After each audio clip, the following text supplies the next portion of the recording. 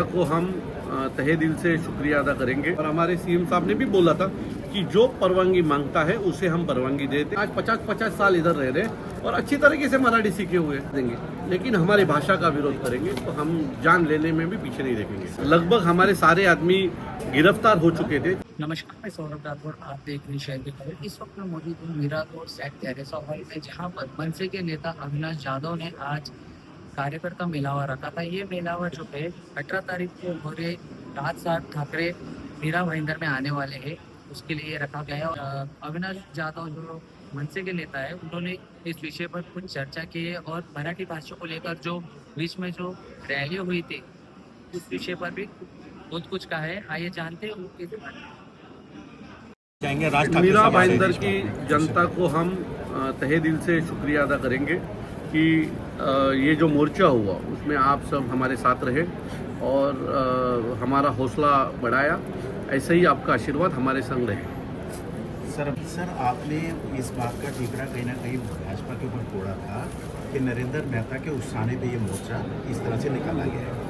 दूसरा मेरा सवाल ये है कि आपकी सभा में जब प्रताप सरनाइक साहब आए थे तो वहाँ उनके साथ थोड़ा सा उनके विरोध में नारे लगे थे और उनके ऊपर बॉटल फेंकी गई थी, जिसकी आपने एक प्रतिक्रिया दी थी कि मराठी मानुस आले होते उनके ऊपर ऐसा नहीं करना चाहिए। तीसरा ये है कि जो पांडे साहब और ये प्रकाश गायकवाड़ की ट्रांसफ़र हुई है, इन तीनों सवालों का आप क्या जवाब देंगे? देखिए, जो आंदोलन हुआ है वो हमारी इच्छा नहीं थी, लेकिन जिस तरीके से हालात बनाए गए और उसकी वजह से हमें वो आंदोलन करना पड़ा।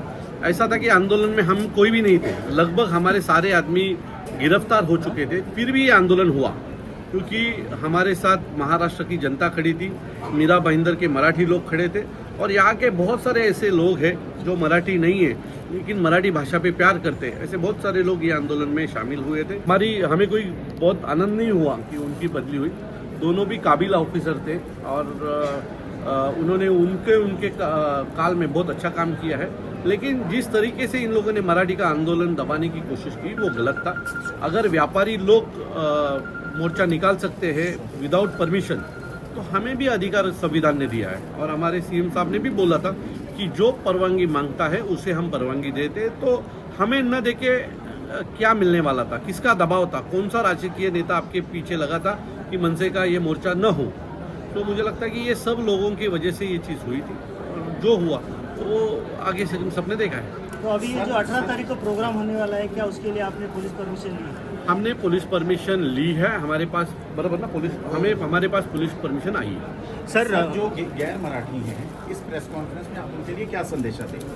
देखिए, मैंने अभी कहा कि जो हमारी पुतुल अधिकारी ताई बेटी है वो 2006 से महाराष्ट्र नवनिर्माण सेना की पदाधिकारी है और ऐसे बहुत सारे लोग हैं कि जो बाहर से आए हुए हैं लेकिन आज 50-50 साल इधर रह रहे हैं और अच्छी तरीके से मराठी सीखे हुए हैं। और मराठी नहीं आती है फिर भी बोलते दादा मराठी आती नहीं है, मैं सीख लूँगा, लेकिन मुझे मराठी भाषा का अभिमान है। तो हम जो हमारे भाषा के ऊपर प्यार करते हैं हम भी उनके ऊपर प्यार करते हैं। हम लोग उनके ऊपर जान निछावर कर देंगे, लेकिन हमारी भाषा का विरोध करेंगे तो हम जान लेने में भी पीछे नहीं देखेंगे। सर अभी जो लोग मराठी नहीं जानते और मराठी सीखना चाहते हैं, मनसे का क्या सहयोग रहेगा? मैं आपको एक बोलता हूँ, अगर इस देश में सबसे आसान भाषा कौन सी है तो मराठी है।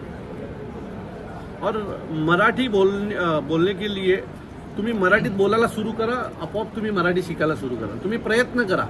मराठी भाषा एवढी गोड आणि एवढी सोपी आहे ना, जेवढी इतर भाषांमध्ये तुम्ही जर एखादी गोष्ट शिकायला गेला तर त्याला काना मात्रा उकार खूप गोष्टी आहेत, पण मराठीत ते फार कमी आहे, हिंदीपेक्षा तर खूप कमी आहे।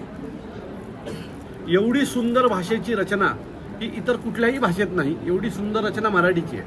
तो तुम्ही बोलायला चालू करा, तुम्ही आपोआप शिकाल, कुठल्याही क्लासेस आणि ह्याला जायची गरज नाही आहे तुम्हाला।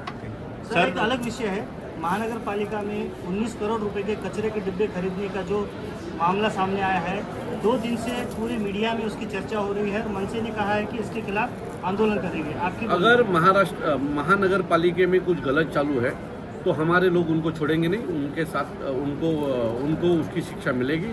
अगर 19 करोड़ के कचरे के डब्बे लेके अगर आप भ्रष्टाचार करना चाहते हो तो हम आपको कचरे में ही डालेंगे। सर लास्ट क्वेश्चन यही है कि राज ठाकरे जी की पहली सभा शायद मीरा भाईंदर में हो रही है इतनी भव्य स्तर पर, उसके रिलेटेड क्या संदेश देना चाहेंगे मीरा भाईंदर की जनता? मैं मीरा भाईंदर की जनता को कहना चाहता हूँ कि राज ठाकरे जी जो है वो मराठी के ऊपर बहुत प्यार करते हैं, उसके साथ वो हिंदुत्व कड़वट हिंदू भी है।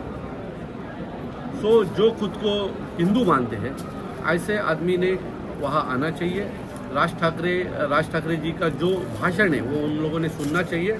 आप जब उनको मिलेंगे तो वो आदमी से आपको प्यार ही होगा, ऐसा वो आदमी है। तो मैं हर एक मीरा भाईंदर के लोग से कहूँगा, माझं एक वाक्य आहे, मी आज एक बॅनर टाकलाय, वाघ मीरा भाईंदरमध्ये येतोय, त्याला पाहायला या। सर एक आता शेवटचा प्रश्न आहे, तुम्ही आता ज्या मंत्री महोदयांचा उल्लेख केला त्यांनी मध्ये प्रसारमाध्यमांना सांगितलं की मराठीचा टक्का आता 30%. आज त्यांनी प्रसारमाध्यमांशी बोलताना सांगितलं की हा 30%वरनं घसरून 17%वरती आलाय.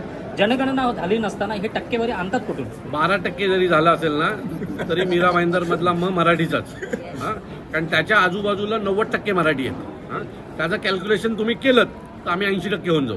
हां, त्यामुळे तुम्ही फक्त मीरा भाईंदर पकडून बसू नका। मीरा भाईंदरच्या आजूबाजूच्या परिसरात 80% मराठी लोक राहतात। हां, त्यामुळे मराठीचा नाद करू नका। थँक्यू.